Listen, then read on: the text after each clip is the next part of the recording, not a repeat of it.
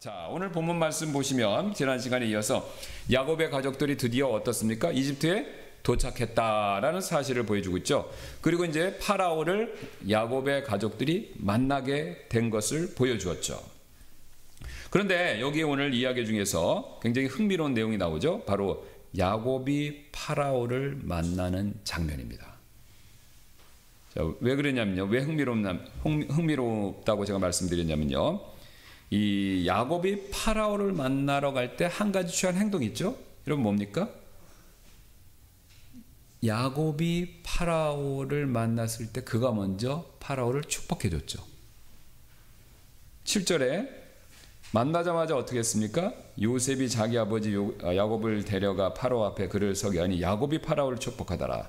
또 나올 때도 똑같이 해요. 10절 야곱이 파라오를 축복하고 파라오 앞에서 나왔더라. 이게 여러분 그냥 뭐 그런가 보다 그렇지만요. 그 당시 문화를 이해하시면 굉장히 충격적이고 놀라운 행동이죠. 왜 그렇습니까? 그 당시 파라오는 이집트에서 신입니다. 그러면 야곱은요. 파라오에 비하면 아무것도 아니에요. 야곱은 자기 스스로 신이라고 주장할 수도 없고 할 능력도 없고 하지도 않은 사람이고 파라오는 초강대국의 왕이고 신이라고 불린 사람이에요. 그럼 누가 위입니까? 파라오죠. 근데 누가 누굴 축복합니까? 야곱이 파라오를 축복하죠. 그럼 이걸 뭘 의미하냐면요. 그 당시 문화에서는요. 야곱이 파라오보다 위다 이겁니다. 근데 이렇게 하면 보통 사형이에요. 보통 때는. 근데 파라오가 보면 나이 묻는 거 외에는 아무 말을 안 해요. 왜 그렇죠? 지금 파라오는요. 야곱의 아들 요셉에게 단단히 신세를 지고 있잖아요. 그렇죠? 자기도 못하고 장신 아들 못한 거 누가 나타나서요? 요셉이 짜잔하고 나타나서 7년 흉년 7년 기근. 지금 그 기근의 문제를 놀랍게도 요셉이 해결해 주고 있습니다. 그리고 요셉은 자기 자랑을 안 했어요. 이 꿈에 대한 예언 해석을 누가 해줬다고 그랬습니까? 하나님. 그리고 진짜 그대로 된 거예요. 그러니까 파라오와 이집트 사람들이 봤을 때 요셉이 믿는 하나님은 최소한 이집트의 신들보다는 위인 거죠. 자기와 자기 신을 믿는 제사장들은 맞추지도 못했는데 이 요셉이 믿는 하나님은 그걸 예언해 주시고 그대로 이루신다는 거예요. 그러니까 파라오와 이스라엘 백성, 이집트 사람들 백성들이 이집트 백성 입장에서는요, 여호와 하나님이 이집트의 자신들보다 위인 거죠. 사실 하나님께서는요, 지금 요셉이 이런 행동을 통해서 보여주신 것처럼 이집트의 신들과 비교할 수 없이 위대하신 분이십니다. 여러분 이 사실 믿으시죠? 네, 파라오도 믿어서 아무 말 못한 겁니다. 그래서 우리 하나님은요, 우리나라 대통령, 중국 주석, 미국 대통령보다 비교할 수 없이 더 위대하시고 높으신 분이시죠. 그리고 우리가 누리는 생명을 비롯해 좋은 거, 이 모든 거 다 누구로부터 나옵니까? 하나님. 하나님으로부터 나오죠. 나라의 경제는 대통령이 어느 정도는 책임져 줄 수 있을지도 몰라요. 그러나 이 전 지구의 문제는요, 대통령이 해결 못합니다. 누가 해결해 주시는 겁니까? 하나님이죠. 왜요? 이 세상을 만들었다라고 명백하게 선언하는 분은 누구밖에 없으세요? 하나님밖에 없으시죠. 그런데 이 하나님께서요, 오늘 이 하나님께서 아브라함에게 딱 나타나셔갖고 창세기를 지금까지 보면 복을 주신다라고 그를 불렀죠. 예, 그리고 오늘 드디어 그 약속대로 복을 주시는 장면을 딱 보여주고 있죠. 자, 그런데 여기도 굉장히 흥미롭습니다. 가장 먼저 우리 13절부터, 지금 제가 이제 13절부터 읽지 않았는데 20절 이하를 보면요. 그 당시 상황이 굉장히 심각했습니다. 기근으로 인해서. 그렇죠? 풍년이 지나고 7년 풍년이 지나고 7년 이제 기근인데 굉장히 심각했죠. 그래서 13절 말씀 보시면 온 땅에 빵이 없었으니 이는 기근이 매우 심하였기 때문이며 그리하여 이집트 땅과 가나안 온 땅이 기근으로 기진하였더라. 14절부터 좀 읽겠습니다. 요셉이 이집트 땅과 가나안 땅에서 발견된 모든 돈을 모았으니 어떻게 모았냐? 이는 그들이 곡식을 샀기 때문이라. 이에 요셉이 그 돈을 파라오의 집으로 가져갔더라. 그러니까 이제 저를 보세요. 이 사람들이 이제 처음에 돈을 갖고 있었잖아요. 근데 자기의 곡식을 다 먹은 겁니다. 이제 기근이 됐으니까 땅에서 나오는 게 아무것도 없죠. 근데 요셉이 지혜를 받아서 도시마다 엄청난 양의 곡식을 저장해 놨지 않습니까? 그러니까 이제 가진 건 곡식은 없고 돈밖에 없죠. 그러니까 돈을 주고 곡식을 사 먹었어요. 그런데 이게 7년 동안 되니까 다음에도 소출이 없고 그 다음에도 소출이 없고, 그러면 기근이 있으니까 뭐 장사를 할 수도 없고 농산물에서 잉여 생산물도 없고, 그러니까 돈이 더 부를 수가 없죠. 그러니까 이 돈 가진 거를 계속 뭐만 사 먹습니까? 요셉한테 가서 식량만 사 먹는 거예요. 그러니까 7년이 되니까 돈도 다 떨어질 수밖에 없는 거죠. 왜? 기근이 길었기 때문에. 자, 그러니까 15절이 이렇게 얘기합니다. 이집트 땅과 가나안 땅에 돈이 떨어지니, 이집트 땅만 떨어진 게 아니라 어디도 떨어졌대요? 가나안 땅도 돈이 떨어졌답니다. 온 이집트 사람들이 요셉에게 와서 이르되 우리에게 빵을 주소 우리가 어찌하여 돈이 떨어진 까닭에 주 앞에서 죽어야 하리이까 하더라. 이제 돈 없습니다. 근데 이렇게 우리가 죽어야 되겠습니까? 제발 총독 요셉 총리님 빵을 주세요. 이렇게 지금 간청을 하는 거죠. 그러니까 요셉이 여기 또 한번 지혜가 나옵니다. 요셉의 지혜가 발현되는데 16절 요셉이 이르되 너희의 가축을 내라. 돈이 떨어졌으면 내가 너에게 너희 가축값 바꿔 빵을 주리라 하더라. 가축 팔라는 거죠. 가축을 또 쫙 팔았습니다. 자, 그래서 17절 그들이 자기들의 가축을 요셉에게 끌어오니 요셉이 말들과 양떼와 소떼와 나귀들을 받고 그들에게 빵을 주었더라. 그리하여 그가 그들의 모든 가축과 바꿔서 빵으로 그들을 먹였더라. 어떤 분들은 이걸 보고 요셉이 굉장히 욕심이 많고 이게 완전히 이길 때 폭리 취한다, 이게 그게 아닙니다. 보세요. 자, 이집트 백성들이 돈 줘서 빵 다 먹었어. 이제 뭐 남은 게 뭐예요? 가축, 말. 그러면 요셉이 빵을 안 주면 이제 먹을 게 없으니까 뭘 먹어요? 가축 먹어야 되죠. 그거 다 잡아먹어야 되잖아요. 7년 남은 기간 동안.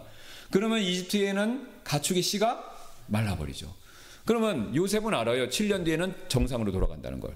근데 7년 동안 가축까지 다 잡아먹어서 가축의 씨가 말라버리면 그 다음에 용사 어떻게 짓습니까? 그러니까 요셉은 미래를 정확히 예측해 본 거예요. 그러니까 그 가축을 살려야 되는 거예요. 근데 살리는데 그냥 살릴 수는 없죠. 그리고 어떻게 한 거야? 팔으라는 거예요, 일단. 예. 그러니까 자기는 미리 준비해놓은 곡식이 있으니까 그걸 가져다가 서로 바꿔서 교환해서 가축들을 다 산 거죠. 그러면 자 보세요. 요셉이 가축을 산 다음에 그 가축을 잡아먹었을까요? 아니죠. 여전히 곡식이 있으니까 그 곡식을 어떻게 했겠습니까? 가축들을 기르고 먹여 살린 거죠. 집주인들이, 가축의 주인들이 가축을 살릴 수 없었기 때문에 요셉이 빵을 주고 살리고 그걸 받아서 자기가 잘 보관하고 있다가 때가 되면 어떻게 하는 겁니까? 또다시 사람들한테 나눠주든지 어떤 방법을 쓰겠죠. 그래서 이집트 경제를 살리려고 굉장히 중장기 플랜을 갖고 있었던 거죠. 자, 18절 볼까요?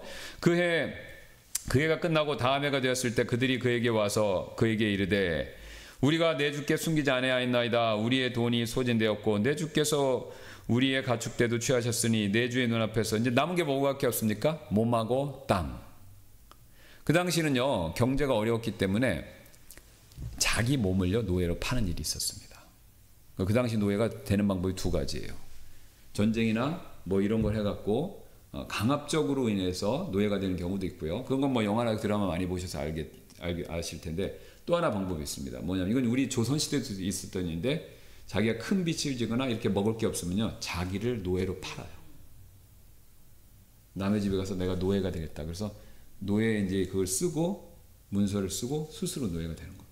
지금 바로 이집트 백성들이 그걸 얘기하는 거예요.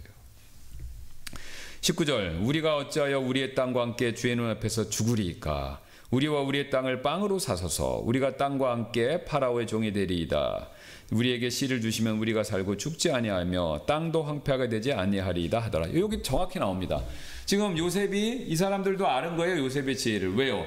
자기들이 이제 여기서 죽어서 다 굶어 죽어서 끝나면 땅만 덩그러니 남는데 관리할 땅, 그러니까 농사를 짓지 않으면 땅은 황폐해지죠. 그러면 뭐 우리 죽고 땅만 가지면 뭐 하시겠습니까? 그 땅 황폐되는데 농사 지을 사람도 없는데 황무지 되는 거. 그러니까 뭘 하는 겁니까? 빵을 주시고 우리 몸하고 그 다음에 땅을 가져가십시오. 그러면 땅은 황폐하게 안 되니까. 그러니까 당연히 요셉이 이것을 받아들이죠. 자, 이게 지금 이집트 사람, 가나안 사람 포함해서 이집트 사람들의 삶이 어떻습니까? 완전히 비참해진 거죠. 완전히 비참해진 거죠. 자, 그런데요. 앞에 읽었던 11절, 12절 보면요. 야곱의 가족은요 정반대입니다. 하나님께서 보호해 주시고 반대로 복을 주시는 장면이 나와요. 11절 12절 앞에서 읽었는데요. 요셉이 파라오가 명령한 대로 자기 아버지와 형제들을 정착시키고 이집트 땅에서 가장 좋은 곳 곧 라메색 땅에서 그들에게 소유를 주었더라. 또 요셉이 자기 아버지와 자기 형제들과 자기 아버지의 온 집안 사람을 빵으로 부양하되 그들의 가족에 따라 그리하였더라. 남들은 지금 없어서 가축 팔고 몸 팔고 그 다음에 땅 팔아서 근근히 하는데 이 이스라엘 백성들은 어떻게 된 겁니까? 요셉 덕에 제일 좋은 땅 얻고 그 다음에요 요셉이 주는 빵을 먹어서 가축 안 팔아도 되는 거죠. 노예 안 돼도 되는 거죠. 정반대로 하나님께 엄청난 보호와 축복을 받았다라는 거죠. 그 다음에 47장 27절 보시면요. 지금 가나안 사람들과 이집트 사람들은 겨우겨우 목숨을 연명하는 판인데 27절 보세요. 이스라엘이 이집트 땅의 고센 지방을 거하였으며 그들이 거기에서 소유를 취하고 자라나서 심히 번성하였다. 놀랍지 않습니까? 기근으로 다 망하는 판인데 이스라엘 백성들만 땅 받고 번성하는 거예요. 굉장히 놀랍죠. 자, 이처럼 하나님께서는요 자신의 약속대로 특별히 믿는 자들을 보호하시고 복을 주시는 분이시죠. 여러분 이 사실 믿으시죠? 예. 그런데 오늘 본문 말씀을 유심히 보시면요 몇 가지 조건이 있습니다. 자격 조건이 있어요. 자, 그렇다면 그 자격 조건이 무엇인가라고 했을 때 오늘 1절부터 6절 말씀을 쭉 보시면 첫 번째 자격 조건이 나옵니다. 그게 뭐냐면요 우리가요 세상과 분리할 때 하나님께서 우리를 보호하시고 복을 주신다라는 그 원리를 가르쳐 주십니다. 자, 그럼 우리가 이 방금 말씀드린 원리 원칙을 이해하려면 성경에서 말하는 하나님이 말씀하시는 분리가 무엇인가 이거를 좀 정확히 알 필요가 있는데요. 그걸 위해서 우리 요한복음 17장 가겠습니다. 예수님께서 이 분리가 무엇인지 17장에서 굉장히 자세하게 정확하게 설명하셨어요. 거기 유인물 보시면 나와 있죠. 17장 11절 14, 15, 16, 17절입니다. 이제 예수님 이런 말씀하시죠. 이게 이제 우리가 뭐냐면 이게 이제 예수님의 그 다락방 설교. 그러니까 예수님이 돌아가시기 직전날에 예수님께서 설교하시고 기도하시는 장면이 요한복음 17장에 나옵니다. 그러니까 우리가 보통 주기도문은 예수님이 모델 기도로 가르쳐 주신 거고 예수님이 기도하시는 장면은 몇 구절 안 나오는데 그 중에 제일 길게 나오는 게 요한복음 17장이에요. 그러니까 예수님의 기도에 대해 예수님이 어떻게 기도하셨는가라는 걸 연구하고 싶으시면 17장을 보시면 돼요. 근데 그 17장에 그 기도 형식으로 이게 나오는 겁니다. 11절. 그리고 이제 나는 더 이상 세상에 있지 아니하오니 이제 돌아가시고 부활을 승천하시잖아요. 이들은 세상에 있고 저는 떠납니다 아버지. 그러나 제자들은 세상에 있고 나는 아버지께로 가나이다. 거룩하신 아버지여. 이 거룩하신 아버지 일단 밑줄 그어주시고요. 아버지께서 내게 주신 자들을 아버지의 이름으로 지키사 그들도 우리와 같이 하나가 되게 하옵소서. 여기 바로 이제 삼위일체 그러니까 삼위일체 가운데서 교제의 원리를 얘기합니다. 이게 다음에 기회가 있으면 또 설명드릴게요. 14절. 내가 아버지의 말씀을 그들에게 주었고 세상은 그들을 미워하여 싸우니 이는 내가 세상에 속하지 아니함 같이 그들도 세상에 속하지 아니하기 때문이니이다. 내가 기도하는 것은 아버지께서 그들을 세상에서 데려가시라고 하는 것이 아니요. 지금 기도하시는 내용이 뭐예요? 저는 가는데 그들 역시 저 따라서 가라고 하는 게 아니다라는 거죠. 오직 아버지께서 그들을 악으로부터 지켜주시라는 것이니이다. 내가 세상에 속하지 아니한 것 같이 그들도 세상에 속하지 아니하나이다. 아버지의 진리로 그들을 성별하여 주옵소서. 아버지의 말씀은 진리이니이다. 여기 17절 마지막에 아버지의 말씀은 진리라고 그랬죠. 아버지의 진리가 나오죠. 예, 아버지의 진리로 그들을 성별하게 해달라 이렇게 얘기하죠. 그럼 이 아버지의 진리가 뭐냐면 11절 아까 밑줄 주신 그 내용입니다. 거룩하신 아버지예요. 그러니까 아버지에 대한 진리인데 아버지에 대한 진리로 이 사람들을 구별하게 해주시는데 그 아버지에 대한 진리가 뭡니까? 하나님이 거룩하신 아버지다라는 거죠. 자, 하나님이 거룩하신 분으로 이들을 그 거룩하시다는 그 진리로 이들을 구별하고 거룩하게 만들어 주옵소서 이렇게 기도하는 겁니다. 자, 하나님께서는요 거룩하신 분이신데 이거를 이제 하나님이 이 세상 존재하는 방식으로 제가 설명을 하겠습니다. 하나님은 거룩하신 분이신데 하나님은 그럼에도 불구하고 이 세상 모든 곳에 존재하세요. 심지어는 지옥에도 계시죠? 시편에 나와 있잖아요. 그죠? 다윗이었잖아요. 예, 지옥의 침상을 펼지라도 거기에 주님이 계시다. 천국만 계시는 게 아니라 지옥에도 계세요. 믿는 자 안에만 계시는 게 아니라 믿지 않는 자 안에도 있어요. 또 여기 모든 곳에 하나님은 계세요. 이거 제 얘기가 아니에요. 성경에 나와 있습니다. 자, 그럼 왜 하나님이 믿지 않는 자들 지옥 안에도 거하시냐라고 했었을 때 이 세상을 존재하시기 위해서입니다. 자, 다시 한번요. 하나님이 이 세상을 만드셨잖아요. 그러니까 하나님 없이는 이 세상이 유지가 안 돼요. 존재할 수가 없는 거예요. 그러니까 하나님이 이 세상 안에 가득 계시기 때문에 이게 좀 표현이 약간 오해할 수가 있는데, 하나님이 이 세상을 만드셨고 하나님께서 이 세상 안에 거하시기 때문에 이 세상이 유지되는 겁니다.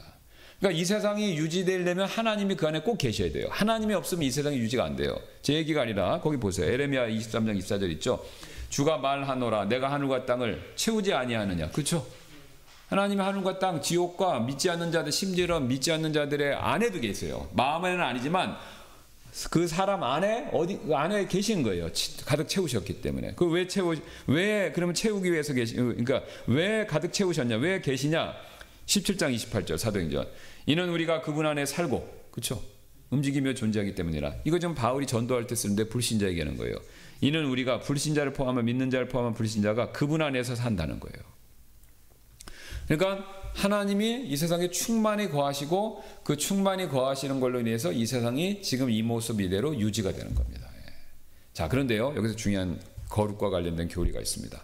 하나님은 심지어는 죄된 이 세상에도 지옥에도 거하시는데, 근데 이 세상에, 죄된 세상에 속하진 않으세요. 자, 다시 한번.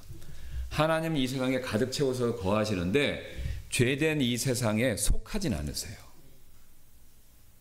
우리는 이 죄된 이 세상에 속한데 하나님은 속하지 않으세요. 그러니까 그 진리를, 아버지에 대한 진리라고 그랬잖아. 예수님이 그런 얘기. 자, 예수님이 오셨죠. 이 세상에 계셨죠. 근데 예수님 뭐라고 하셨어요? 나는 이 세상에 속한 건 아니다. 앞에서 읽은 거 확인하셨죠? 자, 다시 한번 볼게요. 자, 11절. 그리고 이제 나는 더 이상 이 세상에 있지 아니하오니 이들은 세상에 있다고 그러죠. 14절. 이는 내가 세상에 속하지 않은 같이 그들도 세상에 속하지 아니하기 때문이니이다. 그러니까 지금 예수님이 이 세상 오셔서 이 세상에 계셨죠. 그런데 이 세상에 계셨지만 속하진 않았죠. 근데 제자들한테도 똑같은 기도를 했어요. 이들이 지금 이 세상에 있지만 이들이 이 세상에 속한 것은 아니다. 그러니까 이들이 이 세상에 속하지 아니었기 때문에 그 사실을 명심하고 하나님이 거룩하신 것처럼 자신들도 이 세상으로부터 분리해서 거룩한 삶을 살아라 이겁니다. 성경에서 말하는 분리는요, 이 세상에 존재하지만 이 세상에 속하지 않았다는 거예요. 전치사 in of 차입니다. 이 세상에 있지만 이 세상에 속한 건 아니에요. 자, 요거를 정확히 이해하셔야 됩니다. 자, 이 분리의 원리를요, 오늘 야곱의 가족이 너무나도 정확하게 그림으로서 딱 보여줘요. 자, 보세요. 이들이 이집트로 내려갔죠. 근데 이집트에 있었지만 이집트에 속하지는 않았습니다. 그래서 속하지 않으려고 이 사람들이 계획을 꾸몄어요. 뭐죠? 요셉이 내려오기 직전, 그러니까 파라오 만나기 직전 얘기하죠. 뭐라고 그래요? 자, 거기 46장 33절 34절입니다. 그러면 이 일이 일어나니, 먼저 이제 인터뷰를 하잖아요. 요셉이 곧 파라오가 당신들을 불러서 너희 직업이 무엇이냐 하거든. 당신들은 고하기를 주의 종들의 생업은 젊어서부터 지금까지 가축을 치는 것인데 우리와 우리 조상들이 다 그러하나이다 하소서. 당신들은 고산 땅에 거하게 되리니 이는 모든 목자가 이집트 사람들에게 가증한 존재이기 때문이다 하더라. 자, 요셉이 얘기한 건 뭡니까? 파라오나 이집트 사람들이 싫어하는 얘기하라는 거예요. 목자. 왜? 이 사람들이 소를 막 섬기니까 소를 부리고 잡아먹는 목자를 싫어하는 거예요. 누구랑 똑같아요? 힌두교들, 인도에. 소고기 먹는 거 싫어하잖아요, 그 사람들.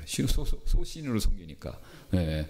그러니까 이집트 사람들 똑같은 거예요. 소신을 섬기니까 소를 모는 목자를 싫어하는 겁니다. 가증히 여기는 거예요. 그 목자 일을 가증히 여기는 거죠. 그러니까 요셉이 일부러 형들한테 지금 보세요. 파라오를 땅만 더 좋게 보여야 돼요. 1점이라도 더 좋게 보여야 되는데 안 좋게 보이는 걸 얘기하는 거예요. 그렇죠? 싫어하는 얘기를 하라는 거예요. 왜요? 고센 땅에 걸려고. 왜 고센 땅에 걸려고? 이집트에 있지만 이집트에 속하지 않으려고 그런 거죠. 그래서 형들도 똑같이 시키는 대로 오늘 봤던 4절 말씀처럼 어떻습니까? 4절 또 볼게요. 또 그들이 덧붙여 파라오에게 이르되 가나안 땅에 기근이 심하여 주의 종들이 양떼를 위한 초장이 없기 때문에 우리가 이 땅에 머무르러 왔나이다. 그러므로 이제 청하오니 주의 종들을 고센 땅에 거기 하소서 하더라. 똑같이 하죠. 싫어하는 얘기해서 목잡니다 하고 조상대대로 했다고 그러는 거예요. 그러니까 이 얘기가 뭡니까? 우리는 이집트에 와서 동화될 수 없다 이거예요. 당신들이 싫어하는 걸 싫어하는 일을 조상들도 했는데 이거 바꿀 생각 없고 우리는 이거 할 거니까 당신들이 계속 우리를 싫어할 거니 우리를 고센 땅에 살게 해주시오. 이 얘기하는 겁니다. 자, 지금 요셉과 요셉 형들의 하고자 하는 바가 뭡니까? 이집트 땅에 있지만 이집트에 속하지는 않은 거예요. 이걸 안 하면요, 이 사람들이 이집트 사람들하고 짬뽕이 되는 겁니다. 섞어 짬뽕 되는 거예요. 그러면 이스라엘 백성들을 하나님께서 지금 부하기 같이 이집트의 축복, 그 부와 생명, 그다음 곡식 여기서 키워갖고 내오셔. 그러니까 이거 뭐냐면 뻐꾸기 아시잖아요, 뻐꾸기.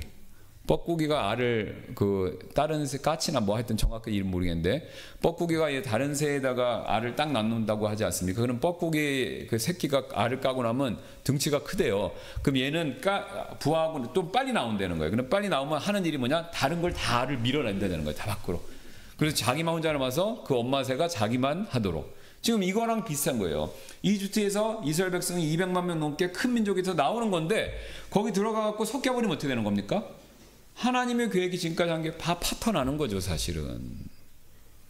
그러니까 요셉은 그걸 정확히 알았기 때문에 이집트 땅에 있지만 이집트에 속하면 안 된다. 형한들한테 딱 주지시키고 딱 그게 그대로 된 겁니다.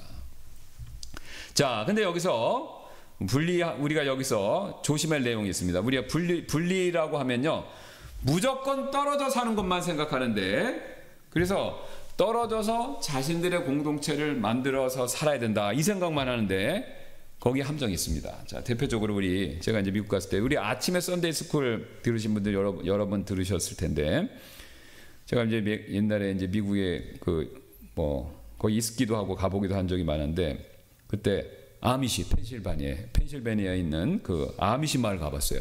거기 차 타고 쫙 가면요, 자기들끼리 뭐 살아요. 그래서 빨랫줄이 딱 있는데, 미국은요 딱 법으로 된 건 아니지만 주택단지 협회라는 게 있어요. 개인 주택들은요. 그 좀 비싸고 중산층 이상 되는 집들은요, 그 주택단지 협회가 뭐냐면 그게 아파트 뭐죠?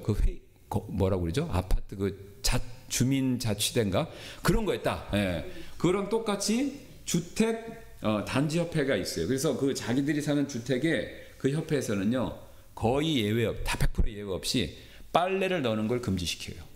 벌금 먹어요. 예. 왜? 주택 가격 떨어진다고. 그러니까 미국 사람은 다 라운드리 쓰잖아요. 그 건조기. 예. 그러니까 건조기를 다 쓰니까, 세탁기만 쓰는 게 건조기를 다 쓰니까 빨래를 밖으로 널 일이 없는데, 그게 혹시 없을 수 있어서 널 수도 있잖아요. 그런데 그게 주마다 틀리는데 어떤 주에서는 조례를 못하기도 하고 주택단지협회는 무조건 없습니다. 그런데 그래서 원래 없는데 거기는 주택인데도 빨랫줄이 그냥 쫙 있어갖고 빨래가 그냥 무슨 운동의 날 망국기다라는 것처럼 집집마다 쫙 따르는 거예요. 근데 신기한 건 색깔이 똑같아요. 위에는 하얀색, 바지는 검은색. 남자가 옷이 있으면 하얀색, 남자같이 와이셔츠 같은 게 쫙 있고 옆에 바지가 쫙 있는데 사이즈만 작지 똑같아요. 생긴 것도 똑같고 색깔 똑같아요. 여자도 위에는 하얀색 블라우스, 밑에는 검은 치마. 그래서 집집마다 그걸 딱 널어놓고 있는 거예요. 자, 왜 그렇습니까? 다른 색깔의 옷은 세상적이라고 완전 분리해서 있는 거죠. 그런데요, 우리가 조심할 게 뭐냐면요, 이렇게 따로 떨어져 살면 그게 완벽한 분리를 이룬다 이렇게 생각하는데 사실은 그건 반쪽 진리죠. 왜냐면요, 몸이 떨어져 산다고 분리에 성공하는 게 아니라 제일 중요한 건 생각입니다. 생각이 세상에 우리가 세상의 생각을 영향을 받고 있으면요, 몸이 아무리 따로 떨어져서 그렇게 마을에 무슨 아미시 공동체 이런 걸 만들어도요, 소용이 없습니다.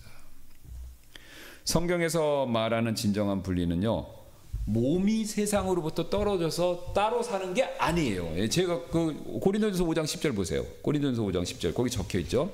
그럼에도 이 세상에 행음하는 자들이나 혹은 탐욕을 부리는 자들이나 혹은 강탈하는 자들이나 혹은 우상 숭배자들과 전혀 함께하지 말라는 것이 아니니. 그러니까 그런 사람하고 어울리지 말고 분리하라고 얘기한 거잖아요. 그죠? 근데 이걸 오해한 거예요. 그럼 우리 사도 바울이 이 사람들하고 어울리지 말라니까 따로 산속에 가서 살아야 되겠네? 이렇게 생각했는데 그게 아니라는 거예요. 이는 그리하려면 너희가 반드시 세상 밖으로 나가야 할 필요가 있기 때문이라. 아미시가 딱 이거 한 겁니다. 지금 이게 아니에요. 오히려 성경에 강조하는 건요, 몸의 분리가 아니라 생각의 분리입니다. 로마서 12장 2절. 너희는 이 세상에 동화되지 말고, 그러면 삶이 동화되지 말라 이렇게 생각할 수 있는데, 오직 너희의 생각을 새롭게 함으로 변화를 받아. 그러니까 이 세상에 동화되지 않는 게 세상 사람들하고 접촉 끊고 산에서 무슨 은둔 공동체 만들라는 게 아니라, 이 세상에 동화되지 말라니까 산속에 가서 숨어 살라는 게 아니라 생각이 세상 생각을 쫓아가면 안 된다는 겁니다. 그러니까 생각이 새롭게 함으로 변화를 받으라는 거예요. 그러니까 아무리 아미시 마을에 살아도요, 요게 들어가 있으면요, 세상 생각이 들어가 있으면 소용이 없습니다. 소용이 없어요. 여러분, 이 생각의 힘이 굉장히 무섭죠. 예. 그래서 우리가 세상적인 생각을 버리고 생각을 새롭게 하는 것, 이게 바로 성경에서 말하는 진정한 분리다라는 거죠. 그래서 우리는 근본주의 독립심리교회이지 않습니까? 우린 분리를 굉장히 강조해요. 극보수 내지는 왕보수예요. 그렇죠? 예. 그래서 보세요, 벌써 찬송가도 옛날 거 불러, 그 다음에 그렇죠? 복장도 강조해, 그렇죠? 예. 드럼 이런 것도 안 치고, 예. 그 다음에 말이나 이런 것도 굉장히 보수적이고 다 해요. 그리고 성경도 우리 옛날부터 내려온 400년 이상 내려온 킹제임스 성경 쓰죠. 예. 그러니까 우리는 완전 보수. 누가 보면은 오늘도 전화가 왔어요. 전화가 왔는데 아까 식사하는데 오더니 목사님 저기 교회세요? 그래서 교회라고 그랬더니 제가 그 교회를 한번 관심 있어 가려고 그러는데 거기 보니까 킹제임스를 쓰는데 누가 얼핏 들으니까 킹제임스는 이단이라고 그래서 가지 말라고 그러는데 이단인가요? 그런 식으로 물어본. 그래서 우리는 그렇게 다른 성경 킹제임스 안 보면 안 된다고 그런 식으로 우리는 얘기 안 한다. 예. 그래서 예배 볼 때 일단 오셔서 이걸 공식으로 쓰지만 다른 성경을 보는 걸 우리가 일부러 저해하거나 막거나 그러진 않는다. 예. 그런 얘기를 해드렸어요. 처음에 개혁성경 와서 볼 수 있는 거죠. 예. 그 대신 우리가 개혁성경을 보는 걸 권장하는 건 아니고, 예. 천천히 바뀌도록 은혜로 기다려주는 거지, 개혁성경 오시는 분은 출입금지, 이건 아니잖아요. 그죠? 예. 이건 아니죠. 그러니까 우리가 그런 식으로 분리를 하지만 우리의 생각이 세상적인 생각을 갖고 있으면요, 그건 참된 분리가 아닙니다. 아니에요. 참된 분리가 아니죠. 그래서 외적인 겉의 분리가 중요한 게 아니라 마음 안에 있는 생각이 세상적인 생각과 떨어져야 된다. 이 세상으로부터 분리, 이게 더 중요하다는 거죠. 여러분, 이게 실패하면 딱 누가 됩니까? 바리새인들. 바리새인들은 외적 분리에 있어서는 선수였잖아요. 그죠? 마음은요, 세상 생각이 가득 찬 거죠. 그러니까 예수님 말씀하죠. 자네 것은 굉장히 깨끗한데 자나는 더럽다, 이거죠. 우리가 딱 그렇게 되기 알맞습니다. 자, 그러면 어떤 생각을 버려야 되냐? 사도 바울은 마지막 때 세상적인 생각에 대해서 디모데후서 3장 1절, 2절, 3절, 4절에서 이렇게 얘기하고 있습니다. 이것을 또한 알지니 곧 마지막 날들의 위험한 때들이 이른다는 것이라. 이는 사람들이 자기들을 사랑하고 탐욕적이며 자랑하고 교만하여 신성모독하고 부모에게 불순종하며 감사하지 아니하고 거룩하지 않으며 본래의 정이 없고 협정을 어기며 거짓 고수하고 절제하지 못하고 사납고 선한 자들을 멸시하며 배신하고 조급하며 높은 마음을 품고 하나님을 사랑해보다는 쾌락들을 더 사랑하는 자들이기 때문이라. 자, 보세요. 자기 사랑, 탐욕, 교만, 불순종, 감사하지 않음, 고집, 높은 마음 얘기하죠. 자, 이런 게 바로 세상적인 생각입니다. 그런데 여기 지금 말씀드린 이 세상적인 생각을 관통하는 하나의 공통점이 있습니다. 바로 뭐냐면 이기심이죠. 이기심이에요. 자기 사랑하고 자기 높이고 자기 것만 주장하는 거, 이게 세상적인 생각이에요. 이게 세상적인 생각. 근데 마지막 때는요, 자기 자랑하고 자기 높이고 자기 거 주장하는 거 괜찮다고 그래요. 그거 못하면 바보라고 그래요. 그렇죠? 네. 근데 우리가 그런 생각의 영향을 받고 우리도 그렇게 하면 이게 성경에서 말하는 분리를 제대로 실천을 못하고 있는 겁니다. 오늘 성경은 정반대로 말씀하죠. 우리가 이런 세상적인 생각을 버려야 하나님이 약속된 축복을 주신다는 거죠. 여러분, 요셉의 형제들을 생각해 보세요. 요셉의 형제들이 가진 제일 세상적인 문제 있었어요. 뭐죠? 시기심. 근데 그 시기심 그대로 가지고 이집트 내려가면요, 자기들끼리 어떻게 돼요? 싸우죠. 고린도 교회 되는 겁니다. 그럼 거기서 뭐 축복받아서 커지긴커녕 싸우다가 완전 분열되고 4분 5일 되는 거죠. 그러니까 하나님은 그걸 아시니까 어떻게 한 거예요? 그 시기심의 문제부터 요셉에게 지혜를 줘서 해결해 주시고 나서 그 시기심, 세상적인 생각, 시기심이 제거되니까 딱 기근 가운데서도 복을 주시잖아요. 그리고 크게 번성하는 놀라운 은혜를 베풀어 주신 겁니다. 자, 우리도 마찬가지인데요. 우리가 세상적인 생각 갖고 있으면 하나님이 축복을 안 주십니다. 그렇죠. 내가 돈 가지고 돈을 신뢰하고 우상처럼 내 돈 자랑하고 돈으로 뭔가를 해보려고 그런다. 그럼 하나님 복 주실 리가 없죠. 그걸 버려야 됩니다. 다른 것도 다 마찬가지죠. 자, 우리 또 교회도 마찬가지인데요. 교회는 약간 다르게 우리가 오늘날 우리 교회의 가장 큰 문제점 가운데 하나가 바로 뭐냐면요, 세상의 생각 또 세상의 방식을 교회 안으로 끌고 들어오려고 하는 거예요. 자, 우리가 세상의 생각을 개인이 갖고 그렇게 사는 것도 문제지만 교회에 있어서 문제는 뭐냐면 세상의 아이디어, 세상의 어떤 방식을 교회 안으로 끌고 들어오는 겁니다. 이게 무슨 말이냐면요, 자, 교회는요, 교회같이 다양한 분들이 모이는 조직, 기관이 없어요. 동호회는 그거 좋아하는 사람들만 있어요. 학교는 학교대로 필요한 사람들이 있고 군대는 군대대로 필요한 사람들은 모여요. 근데 교회는요, 나이 드신 부터 어린아 깐나니까지 다양한 연령층이 있죠. 그 다음에 세상 경험 경력도 다 틀려요. 그렇죠? 그러니까 다양합니다. 자, 근데 다양한 게 바로 교회인데, 자, 그런데 각자의 다양한 경력과 경험들이 있어요. 그런데 그 문제는요, 세상에서 했던 거를, 문제는 요거를 교회로 갖고 들어오고 할 때 그때 문제가 됩니다. 이게 바로 분리의 원칙을 어기는 거예요. 아주 쉬운 예로 어떤 목사님은요, 구원받기 전이나 구원받고 나서도 군인이었던 분들이 있어요. 근데 군인 목사님들이 오해하시고 또 실수하시는 것 중에 하나 뭐냐면, 전직 군인이니까 군인의 생각이 가득해서 목회자가 되면요, 교회를 군대같이 하는 거예요. 자, 성경은요, 그리스도인들 개개인은 영적 군사라고 그래요. 그건 분명히 나와 있어요. 그런데 교회를 군대라고 하는 성경 구절 보셨어요? 없잖아요. 성경은 교회를 뭐에 비유합니까? 신부, 몸, 그리스도의 몸. 그 얘기 뭐예요? 신부나 몸은 공통점이 있어요. 유기체라는 거예요. 그러니까 교회의 모든 일들은 우리 몸이 작동하듯이 우리 몸 안에 질서도 있고 명령체계도 다 있어요. 그러나 유기적이죠. 근데 군대는 그게 아니에요. 그렇죠? 군대는 딱딱딱딱 해야 되는 거예요. 군대는 명령에 따라서 목숨을 걸 정도로 명령에 의해서 일사분란하게 움직이는 데가 군대예요. 근데 그렇게 목사님이 군대 마인드를 딱 갖고 와갖고 교회 성도들을 군대식으로 다루면요, 교회 어떻게 됩니까? 율법주의로 가는 거죠. 그런 신앙생활 해보신 분들이 있을 거예요. 그렇죠? 제가 누구라고 얘기는 할 수는 없고, 있을 거예요. 율법주의로 흐를 수밖에 없습니다. 그 다음에 또 어떤 목사님은요, 구원받기 전이나 아니면 구원받고 나서도 마찬가지예요. 헌신하기 전에 큰 회사 CEO 출신들도 있어요. 그래서 막 회사 생활도 잘하고 성과도 있었던 분들이에요. 그런데 부름 받아갖고 그냥 하는 거죠. 근데 그런 분들이 이 교회에 대해서 잘 모르시면요, 교회를 꼭 어떻게 보면 회사처럼 운영하려고 그래요. 이건 제가 이제 실제 있었던 건데 들은 얘기인데, 그런 목사님 출신이세요. 예. 대기업에 다니시고 그랬던 목사님인데, 그분이 한 거를 제가 다른 분한테 들었는데, 그 교회는요, 그분이 이제 큰 회사 다니고 막 그러셔갖고 사무총회라면요, 그 회의를 하기 위해서 서류를 이만큼 만든다. 그 회사에서 서류 만드는 게 일이잖아요. 보고서.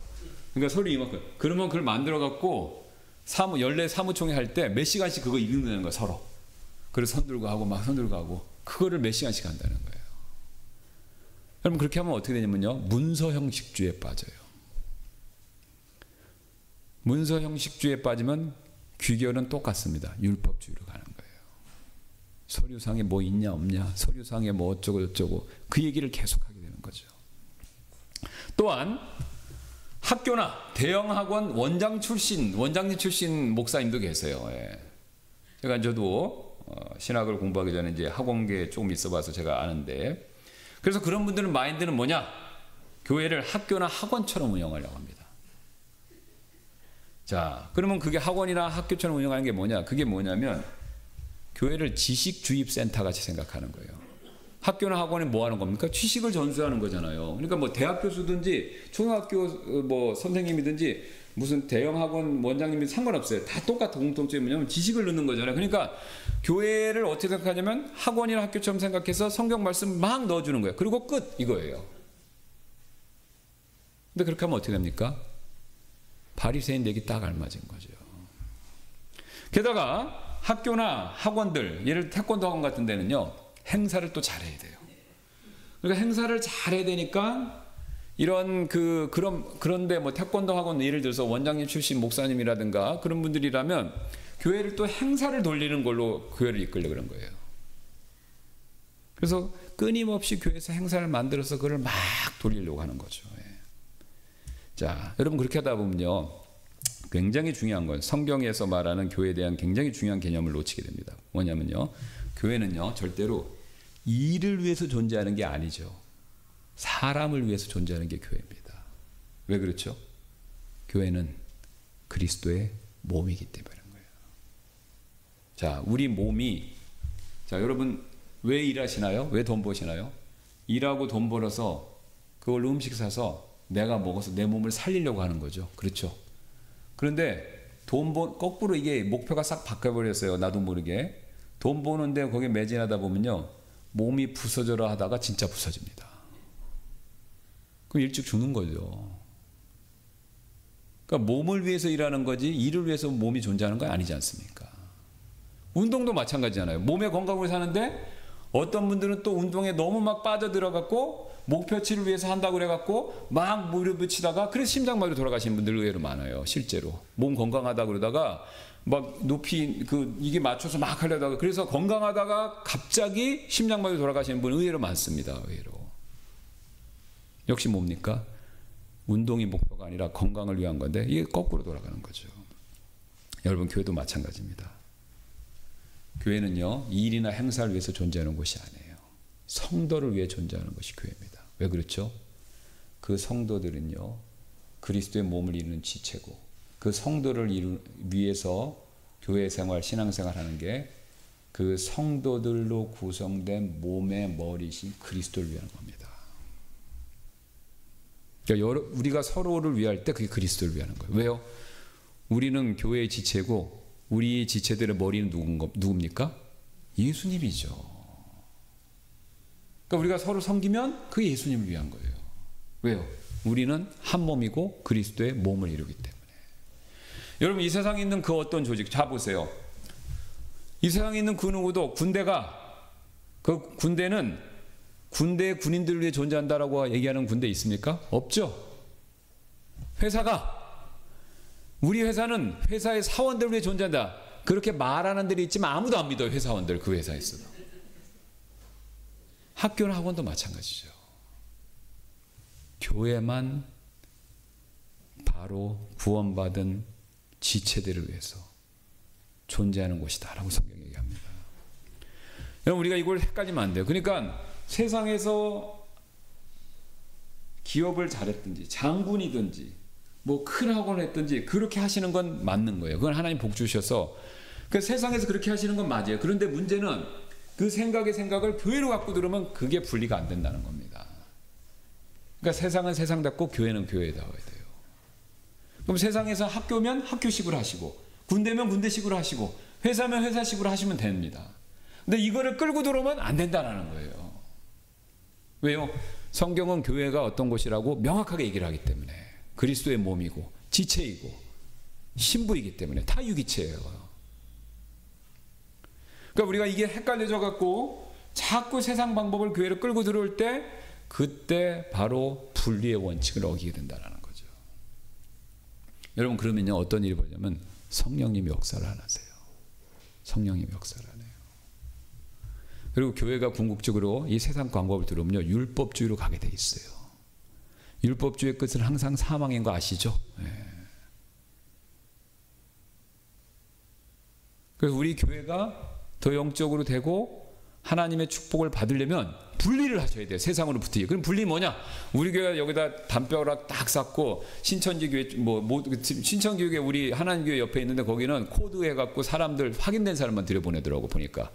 우리가 뭐 분리해야 된다 그렇게 하고 그죠? 성경 못 쓰나 감시하고 뭐 이래갖고 그런 사람만 받아들여서 그러면 교회가 순수하니 유지가 잘 될까요? 아니죠. 그런 분리의 방법은 소용이 없습니다.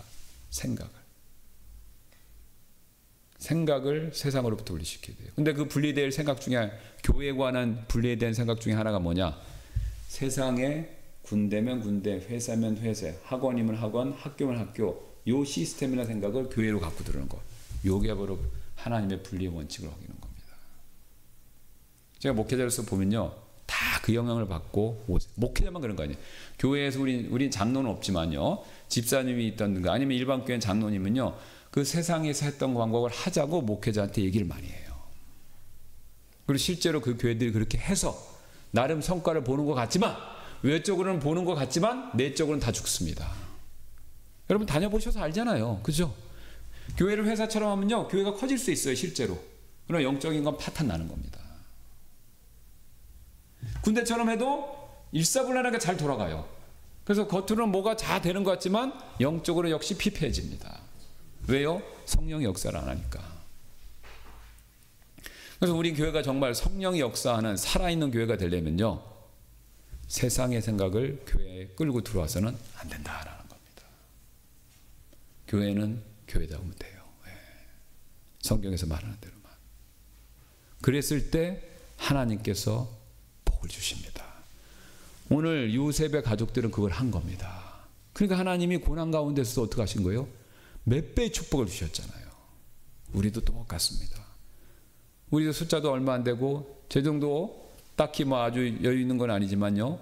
우리가 하나님의 축복을 더 받아야 되는데 그 축복 받으려면요. 이 분리의 원칙을 잘 지켜야 됩니다. 생각이 바뀌고 그 생각 중에서 세상의 것을 끌어들여서는 안 된다라는 거죠. 이 사실을 명심하는 저와 여러분들 되시기를 주님의 이름으로 소원합니다. 제가 잠깐 기도하고 마치겠습니다.